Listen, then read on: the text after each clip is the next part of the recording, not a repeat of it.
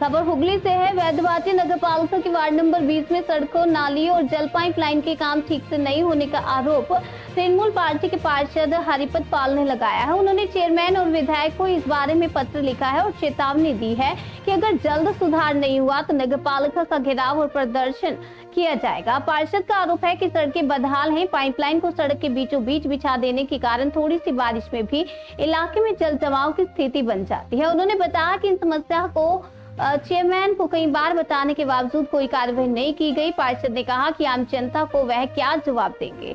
वहीं चेयरमैन का कहना है कि पार्षद अपने वार्ड में समय नहीं देते और अब घेराव की बात कर रहे हैं जिसकी उन्हें कोई जानकारी नहीं। चेयरमैन का कहना है कि 23 वार्डों के लोगों को साथ लेकर घेराव किया जाएगा। ये बात हास्यास्पद है। और स्थानीय विधायक अरिंदम गोहिल ने कहा कि पार्षद नए हैं और उन्हें अभी अनुभव की कमी है।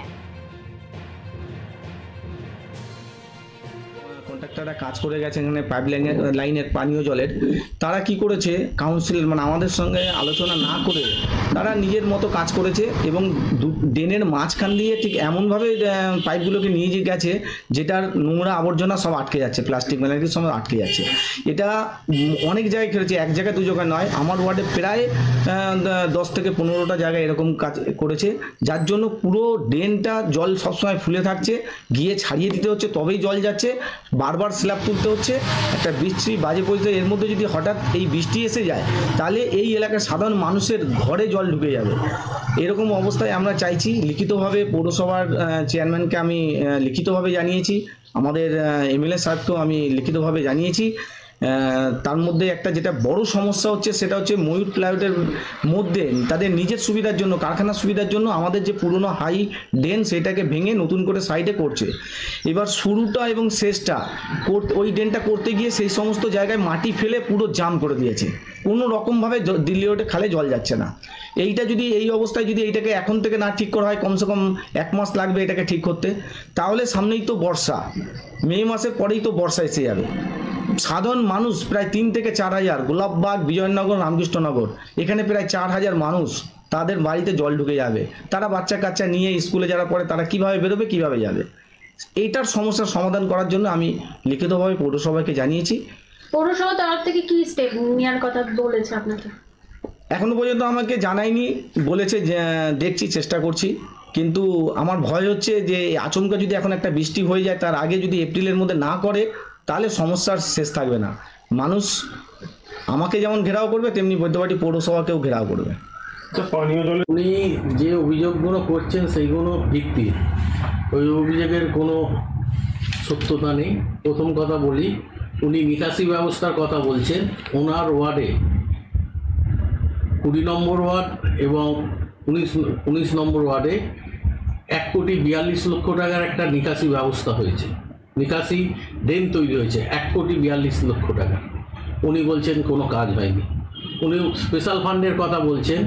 উনি ঠিকই বলছেন যে 7টা ওয়ার্ডে স্পেশাল ফান্ডের কাজ হয়েছে, কিন্তু স্পেশাল ফান্ড না দেওয়ার জন্য যে ওয়ার্ডগুলো দিইনি আমি, যেমন 4 নম্বর ওয়ার্ড, 11 নম্বর ওয়ার্ড, 20 নম্বর ওয়ার্ড, 14 নম্বর ওয়ার্ড, যে ওয়ার্ডগুলো অনুন্নত সেই ওয়ার্ডগুলোর দিকেই আমি বেশি নজর দিয়েছি। ওকে আলাদাভাবে 10 লাখ টাকা ফান্ড দিয়েছি আমি, স্পেশাল ফান্ড পাইনি, 10 লাখ টাকা ফান্ড আলাদা দিয়েছি।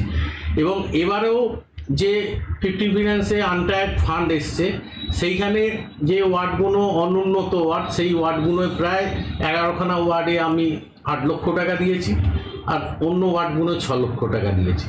এই যে কথাগুলো উনি বলছেন ভিত্তিহীন কথাবার্তা বলছেন, কারণ সব 23টা ওয়ার্ডেতেই কাজ হচ্ছে। কোনো কাউন্সিলর বলবে না যে কোনো ওয়ার্ডে কাজ হচ্ছে না।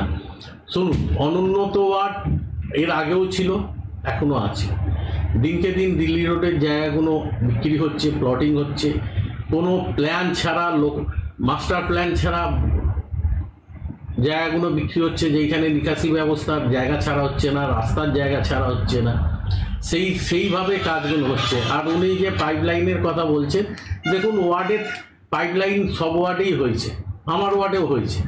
আপনারা গিয়ে দেখে আসুন, কোনো ড্রেনের উপর দিয়ে হয়নি, কারণ ওয়ার্ডে থেকে দেখতে হবে। সবাই আলোচনা করছি বাড়িতে যে সব দিকেই হয়ে গেছে, আমাদের এদিকটা কেন হচ্ছে না, সমস্যা করতে হয়। সমস্যায় পড়ছি তো আমরা, রাস্তা নিয়ে সবসময় সমস্যায় আছি। বালি ধুলো নিয়ে ঘরে বিছানা পাতর নোংরা হচ্ছে, ধুলো বালির মধ্যে পড়ে যাচ্ছে ছেলে মেয়ে। এই স্কুলে যেতে পারছে না, বাচ্চাগুলো স্কুলে যেতে যাচ্ছে, রাস্তায় গুঁতো খেয়ে পরে হাত পা কেটে নিয়ে বাড়ি চলে আসছে। যেরকম রাস্তার সমস্যা সেরকম বলেন। আমরা চাইছি এটাই যে রাস্তাটা যেন হয়ে যায়, যেমন করে যেমন ছিল তেমন আবার হয়ে যাক। স্থানীয় যে কাউন্সিলর জানিয়েছেন বিষয়গুলো, রাস্তার অবস্থা কাউন্সিলররা তো দেখেই যাচ্ছে, তো আমরা আর কি জানাবো, ওনারা তো আসছে এদিকে দেখছে তো, কিন্তু ওনারা তো কিছু করছে না। কি নাম আপনার? আমার নাম রিনা বেগম। ওনার এই বিষয়ে হয়তো অভিজ্ঞতাটা একটু কমই, তো যাই হোক তার মধ্যেও বলি যে উনি আমাকে একটা চিঠি দিয়েছেন 20 তারিখ 2/4 একটা চিঠি উনি দিয়েছেন, ঠিক আছে।